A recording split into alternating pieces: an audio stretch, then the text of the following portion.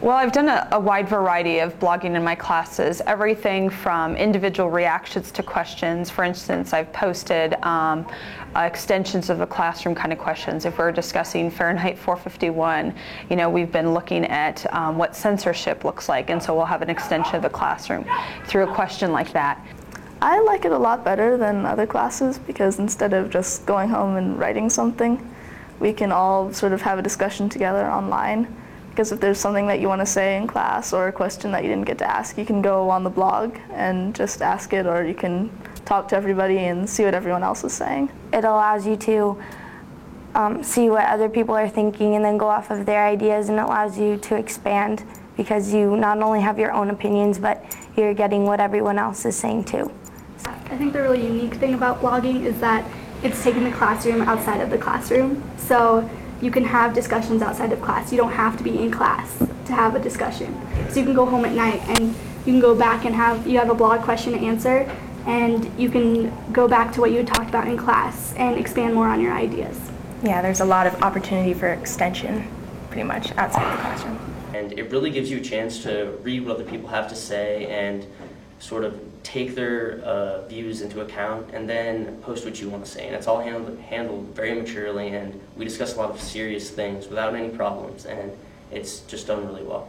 It really has expanded the discussions outside of the classroom. There's a lot we would like to debate in class, but we don't really have time to debate. So it's actually been fun to kind of take those discussions outside the classroom. We've also done things using Blogger as a scribe post so that the students keep track of the things we're doing in class, and then they post that up there almost kind of like a tally of events that we've done in the classroom that day. And then what's great about that is that the kids that have missed in class, they can simply go check that as a reference for, oh, I see what happened in class. And so what we do is we type and write about what we did that day and like all the homework and stuff so everyone can see it. And yeah, this is really good if you're absent or you just forgot what you have to do for homework, which I know I've used that a couple of times, but yeah, and you can add a personal touch and it's fun. We've also used it for something called live blogging, where we've had all the students sign in to one particular post, and then they've carried on a discussion separate from what maybe another group in class is discussing. And that's been really amazing to see the connections and the discussions that have occurred through that. Just in comparison to things that have been done before. Typically I'd have students write responses to me and I would respond back to them. But now it's taken on a whole new life where these kids are actually just interacting with one another, where I can chime in my 2 cents, but they don't even need my 2 cents. They're willing to debate and discuss amongst one another without my need to oversee the whole process. Well, last year especially, we did fishbowl too, except the only difference was people on the outside only had to take notes. This is different. Now the people on the outside can actually communicate with one another so that they are part of the discussion, not just left out. And it's a new way of learning, so that even if you aren't talking, like even the quieter people get to have their own opinion in the discussion. Because in the fishbowls you make so many connections just back and forth between books that now I'll go into like history class and he'll mention something like World War II, and like we just read about that, and like Farewell to Manslaughter, so then it just helps like make connections and remember things, and it's kind of nice.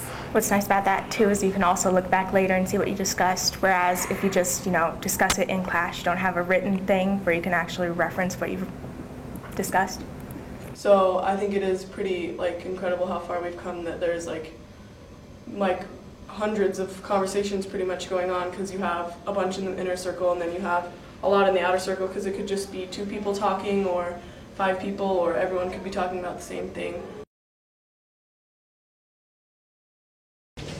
I've also blogged for my professional development through a 21st Century group of teachers, which has been interesting. We've definitely gotten some debates started there, but it's kind of helped me clarify my thinking, but I think more than that, my language, because blogging really forces you to be very succinct and very specific about what you mean. and realize that sometimes your language can be misinterpreted or misunderstood. The reflective blogging has been amazing, especially this year, because I've had teachers commenting on my personal blog who I would never speak to ordinarily, just because there's not enough time to kind of speak to them face to face. I even have teachers from schools that I never knew before, teachers who I have no idea who they are, who take the time to respond to my blog, and so it's been pretty amazing that way. I also have students who are not even my students anymore, who just take the time to comment on my reflective blog, and that always just kind of blows me away, that they would take the time to read and write and reflect, and not for a grade, but just because it's a time for us to kind of talk on the same plane, adult to adult or learner to learner. I think every classroom should do it because it's really helpful, and it lets you spread your ideas, and not only can your class see them, but other classes can go onto that blog and read them too, and so it's really helpful to form your opinions. I like being able to connect, and it makes me feel more informed, and it makes me feel smart. I think other people would agree with me too. Just that I think it's really changing the way we think and the way we can put our input in what other people are thinking too, and then we can all put our thoughts together into one thing and then just mold that and fix that and do it in a much faster and more efficient way. It's an awesome opportunity for connecting so far beyond just the people here at our school, but connecting our school to people throughout the entire world. It really connects most of the human network, as you've seen probably trademarked somewhere. We all can be connected through this internet, and this wide expanse and the miles just disappear with this advent of online blogging. Well, one thing I immediately thought of was the accountability from my kids, because one big thing with posting anything publicly out on the internet is that they're much more accountable for what's put up there.